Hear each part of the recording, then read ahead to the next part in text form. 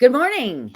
Good morning. Happy New Year. Happy New Year to you. Welcome to 2023. Good morning, everybody. Welcome to Kyle Harvey and Ann Rossley's Monday Morning Coffee with Kyle and Ann.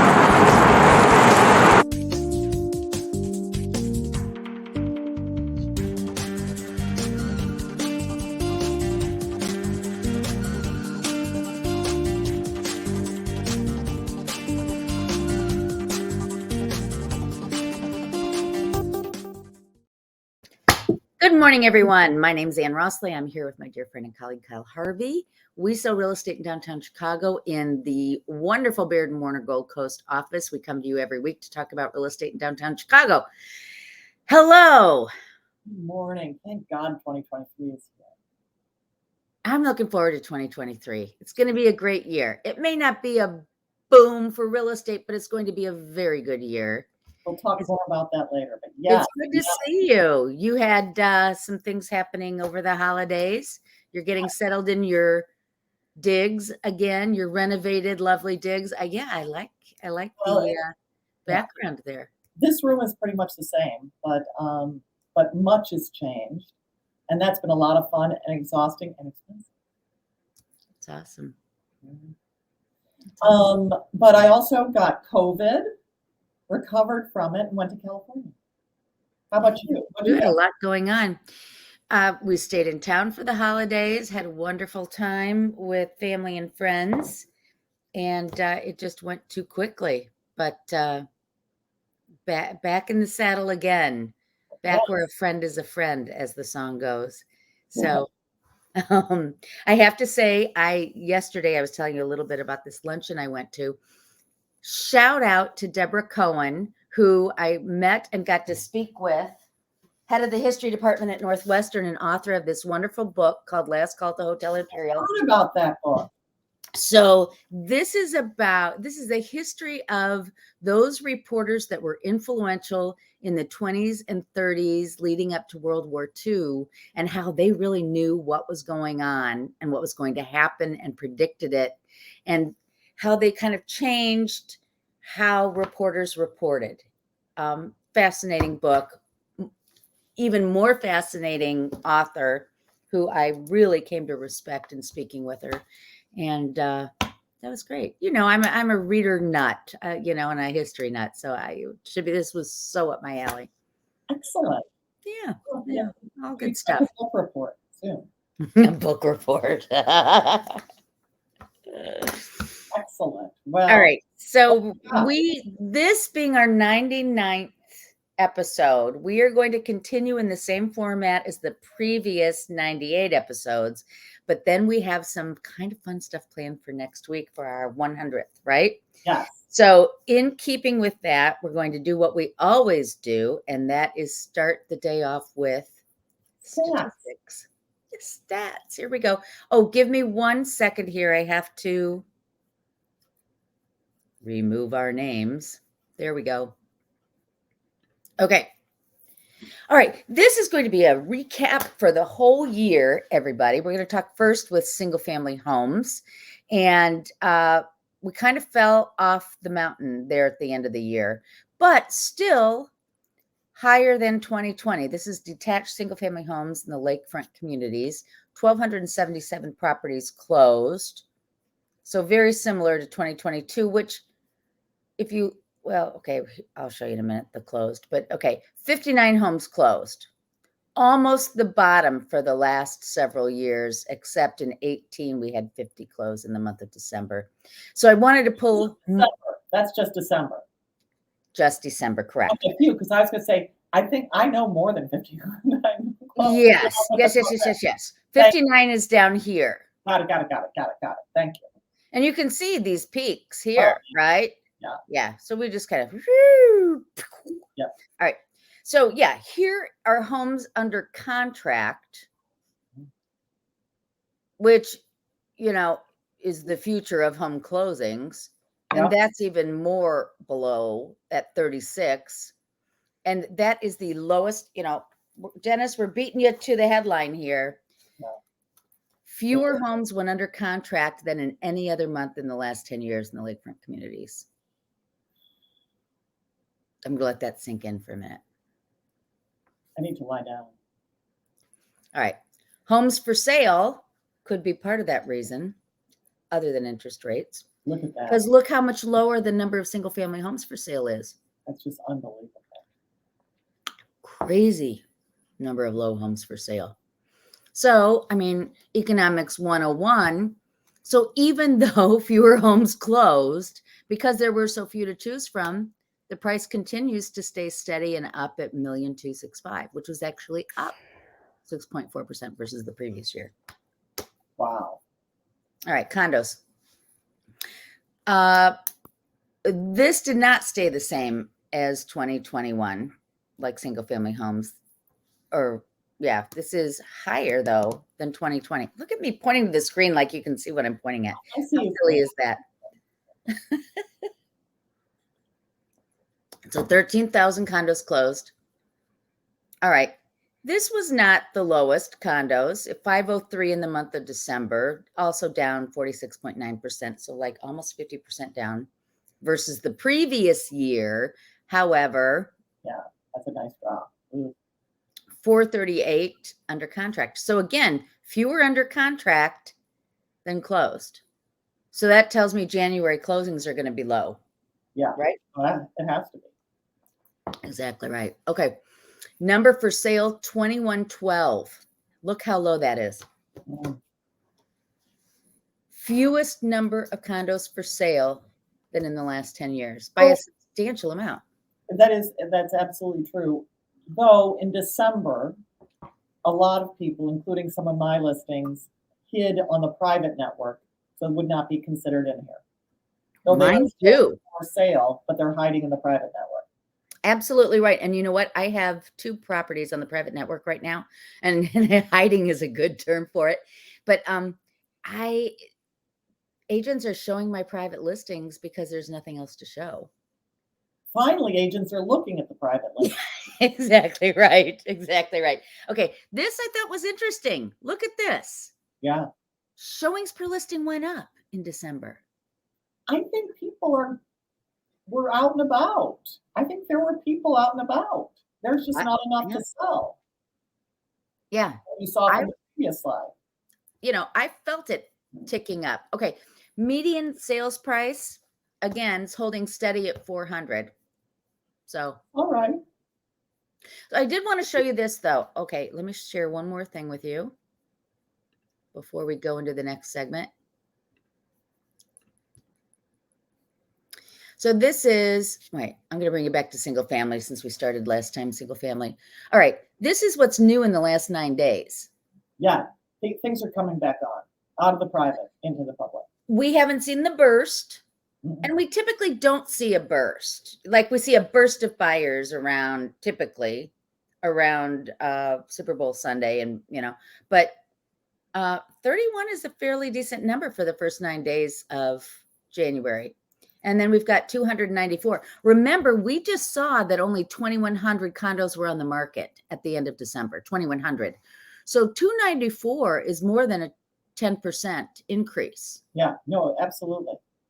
And what's interesting is that these are things that went off the market in December for the holiday and are popping back up. These are not new, because I went looking for new properties. I need to show you guys something pretty and new. And the answer was nothing's new. Nothing's new. Before we go on anymore, there's one last thing I want to share, and that is mortgage rates, because that is so driving what we're talking about here. Wow, this is pretty good. Yeah. Look at that. So in early November, we saw 7%. Now we're down about 0.5% to 6.5%. And the 15 years at 5.7. So I think people are starting to get used to the 6.5. And if you look at here at 6.5, not too far off of where we were in January of 19 at this point, right? So I know I'm stretching and trying to be a bit of a Pollyanna, but no. And let's go into the predictions. Okay. So tell us a little bit more. So I was doing a little noodling, and I know you were too, about what's going to happen in the new year. And there's really, as people look into their crystal balls, nobody is really telling us anything we don't already know, right? Has any idea, people? Yeah, last year at this time. Yeah. If we knew, we would be making money on the stock market. Basically, everybody said last year at this time that interest rates were going to increase, but not by much. Everybody was predicting an end of the year mortgage rate of between 4 and 5%. And then look at that, we ended up at 6.5%. So yeah, you're exactly right. Okay, so home sales will slide. Duh. For the first 6 months of the year, of course they're going to slide versus previous year. But also, this is country. This is not Chicago. This is the United States. And as we all know, that there are markets that are going to be much more impacted than Chicago, just based on how much they've grown in the past. And absolutely right. Sales will slide. Yeah, mortgage rates is some of it, but people are starting to get used to the mortgage rates. It's supply. Yeah, and overall market. And so we just got a really positive jobs report last week. I think it was Friday that it came out, and people are still getting jobs. We're at peak employment. So, right. Yep. So home prices will level off. Inventory will remain tight, and there will be variability between markets. Now, one of the points they made is one that we've talked about, and it's something we talk about in Chicago a lot, and that is Chicago is a less volatile market. We don't see the huge price swings up and down that the coasts do, or in this case, as the Zoom towns, meaning Sarasota, Naples, Austin, Nashville. They had huge increases in prices, and so they're going more likely to drop. Yes. I don't see us dropping, really. I mean, we may hold steady, but with this lack of inventory, yeah, and the fact that we didn't go up in a huge amount, we went up. I mean, we were healthy, but we were healthy, but we were modest. We are still a very affordable city. Yeah. There was a day when people would say, I'm going to retire, sell my property, take all my equity, and buy in the Sunshine State. It is not, if you're one of these empty nesters thinking you're going to buy in Naples right now and, put your equity in there and save some money, no, it's not going to happen. Well, what's also interesting is I have a number of buyers returning to Chicago or considering a return to Chicago because of weather, because of affordability, but also because of weather. And I think that's going to be a thing in the next decade. I don't know that it's going to really turn around now, but I think a number of people have been a little bit frightened off of Florida because of the devastation, and also because a lot of insurance companies won't insure homes. So yes, I'd love to put all my money in a new home in Florida, but if something happens to it, I have to fix it. Well, you know what? You bring up a really good point. And that is, and it's been a few episodes since we've talked about this, but the price of a home versus the cost of a home, right? Yes. Acquisition cost is not the total cost of owning a home. There's the maintenance, as you said, the cost of insurance, and then the risk involved. Very good point, Kyle. No, absolutely. I was talking to other buyers, local buyers, who were sort of like, we were looking at moving from a house to a condo or a co-op, and that they live part-time elsewhere. And the view was, well, if I'm going to have somebody come in and take care of the apartment for me or check in on the apartment, why don't I just keep a house? And I said, because you're responsible for the entire house. Mm-hmm, if something goes wrong in a condo, that money, that risk is split amongst the entire association. They're like, oh, right. So I think sometimes when you stop and think about it, there are reasons why people are, whatever. Exactly right. Anyway, so given these predictions and this lack of inventory, you've put together some notes about what buyers and sellers should be thinking about, right? Well, and this is just what Ann and I talk about every week, or try to talk about every week, is how to be a smart buyer or a smart seller, how to be knowledgeable and how to act when it's time. We are in a new year, and let's just think about, and we're in a new year, which Ann has so ably described as one of low inventory, higher than the obscenely low interest rates we used to have. I wish we still had them, but we don't. So how do we, as buyers and sellers, come out on top considering this? And so let's start with buyers, because I'm starting to have buyers again. Mm-hmm. You guys have the upper hand right now, in the sense that there are fewer of you because of interest rates. And so you have the ability to negotiate well, to get a lot of the terms that you want, and you're often the only one negotiating with that seller. So you have an upper hand. The days of the multiple offer are gone. You're usually alone in pursuing a property. Mm-hmm. That said, do everything that makes you appear serious to a seller, because a seller wants to deal with not a goofball buyer, but a buyer who's serious, who looks like they can actually do it. They're more likely to make concessions if they know you've got your act together and you're going to close. So get a pre-approval before looking, so you know what your budget is, so that you really know what you can afford, and manage your credit score.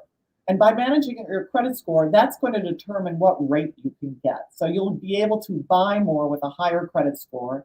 And also, if you do find the property you want, you're not going to screw up your loan by having just, oh, well, I didn't know I couldn't buy a car. Right. So keep, stay on it. Once you've made the decision that now I'm going to start buying. And as an agent, now is the time. So for example, I'm working with a new buyer right now. She had no idea that there were all these properties hiding out in the private network. She thought that, oh, there's nothing to see. And so we're going to see a whole bunch of properties today and tomorrow that are going to include properties hiding on the private network. What else do you have for buyers? No, I think that's it. I would say, though, given the lack of inventory, as in any environment, educate yourself and then be ready to move. Because when you do see something you want, you don't want it to disappear. And it could. You are alone for right now, but also somebody could arrive. And so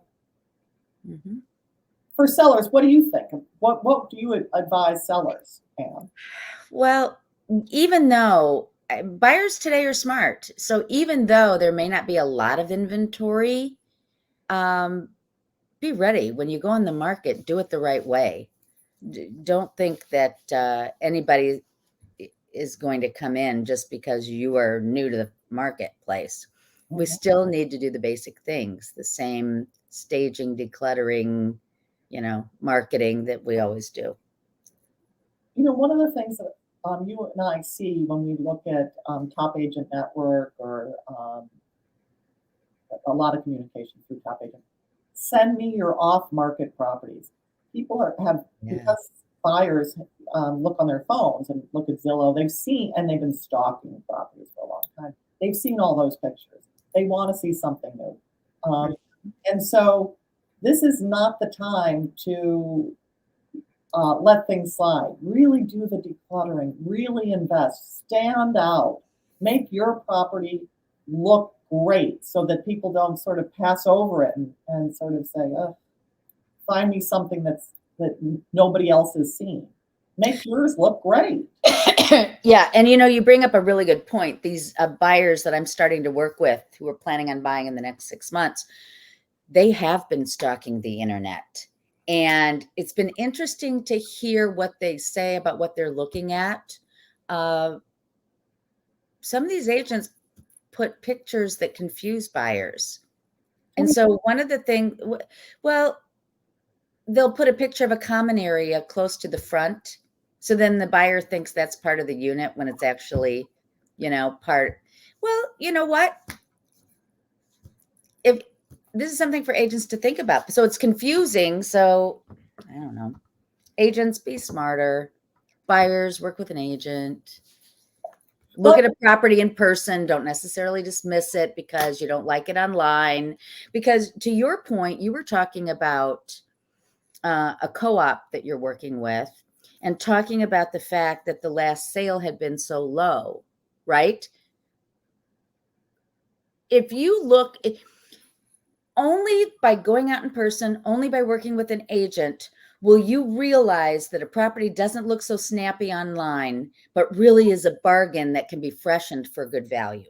Only by working with an agent. You're not going to figure that out by looking online. The agent, like, we show the sales history. We show our buyers what that property could be with a little freshening, right? There's opportunity out there. There's a chance to really get a great property if you're just patient, be thoughtful, and go through the process, right? And let your agent suggest something. I didn't like the pictures. Very often, pictures are terrible, and there's just nothing we can do about it. But we know the buildings, and we know the units, and we can say there's great light. Let's just go see it. Yeah. Sometimes you have a wish list, and the wish list includes, let's just say, in-unit laundry for a one-bedroom. Okay. Mm-hmm. There are so many trade-offs that you get for just having a washer and dryer in your unit versus going downstairs. They at least see what you can get with going downstairs. Just understand whether the 35 seconds that it takes to go downstairs is worth losing a closet or losing a view or 200 square feet more, or absolutely. All this stuff. Is that trade-off for, an hour and a half, one day a week, so important? And I'm going to tell you, I have a laundry in this unit. I go downstairs a lot. Yeah. So much faster. So anyway. That is a funny point. And that is one of the things everybody expects is in-unit laundry, but boy, yeah. Yeah. So but sometimes it's worth at least seeing what the difference is. Totally agree. Let us guide you. You can still say no. You're the one who's going to buy it, but let us just show you what the options are. Right. All righty. So let's go back to how fabulous this year has been, and recapping the top sales, shall we? Oh, good. Candy time. So just because it's decided to show what the highest sales. I'm trying to look at share screen. It's taking a minute. Thank you. Don't show these tips again. Thank you. I'm twiddling my thumbs. I know. There we go. People. Okay. There we go. So we got to get rid of our names again. There we go. So these were the top houses, and I got them a little bit out of order. Oh, wait, stop 1 second. Can I tell you, I sold my Mohawk house this year. To get to my Mohawk house, I would pass this house every time I showed the property, every time I visited the sellers. So I drove by this house over and over, and I was totally obsessed with this house. And we showed the interior of this at one point on one of our shows. And it is a cool house. So it's such a cool house. And it sold pretty quickly. It sold under less like 2 months. And I sold across this little courtyard, whatever it is, this little thing. Can you see it here? I sold a beautiful little condo. one that bedroom. you were saying had so much amazing light because it was facing south over this courtyard with not looking into a building.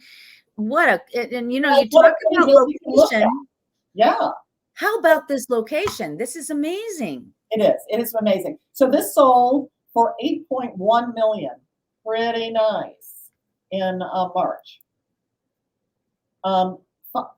15. Don't you like the fact that I have the 1 and 5? I tried. That's on the corner though, right? Even though it's 15. It's 15 West Burton, sold for 7 million in July. And this is actually a new building. I mean, it was built it's probably only 15 years old, don't you think? Right. Yeah, I think that's probably. And it's a really skinny, wide building, and just really very pretty. So it sold for 7 million, down from, I think it was 13. Didn't it start at 13? Yeah. I think it's the second sale of this building. I'm curious. No. This must be, is it the first one? Yeah. And then this was the high one. And it sold off market. So it never came on the market. They just added the listing to the MLS so that we could keep track of it, for 8.65 million in February. That is a big lot with a lot of space on Orchard. So pretty, on the east side of Orchard Street. So those are the top 3 houses here. And notice that they are all, so I went and then looked in Lincoln Park, and these are Lincoln Park and Gold Coast. Nothing came close outside of, it dropped to under 5 million. Is that right? Neighborhoods, yeah. Okay. The real money is in those 2 neighborhoods.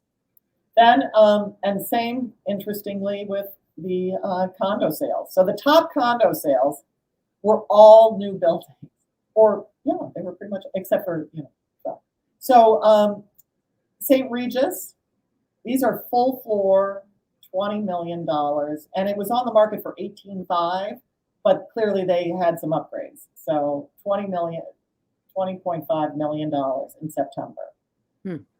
Wow. There was a 20 million penthouse for full floor from the 401 North Wabash. Yeah. And so that sold in March too. And this, none of the others had floor plans, which drives me crazy. Give me a floor plan. So, but the Trump Tower one had a floor plan. So look, this is all raw space, but this is the floor plan that they're envisioning. And then one of the Ken Griffin properties sold a full floor at 11 East Walton, sold for 10.225 in October. So those are the big 3, kind of all again in the near north side. Right. Well, St. Regis is technically Loop, but yeah.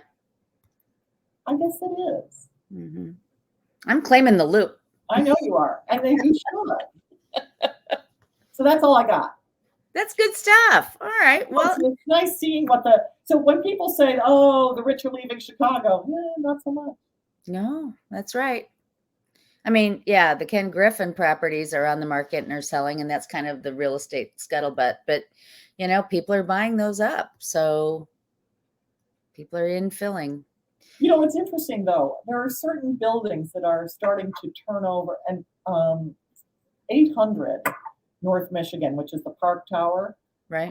It's got a number of units on the market for the very high millions. I mean, 10 and under, but I think even one's at 15, and it may be a Griffin apartment, but there are a number of very big units on the market for multiple millions right now. Well, and we'll be talking about that in the next episode or two, is what's going on with the luxury market. Oh my God. Pardon? I said, we're out of time. I didn't realize that. Yeah. I know. That's why I said we're going to have to talk about that next time.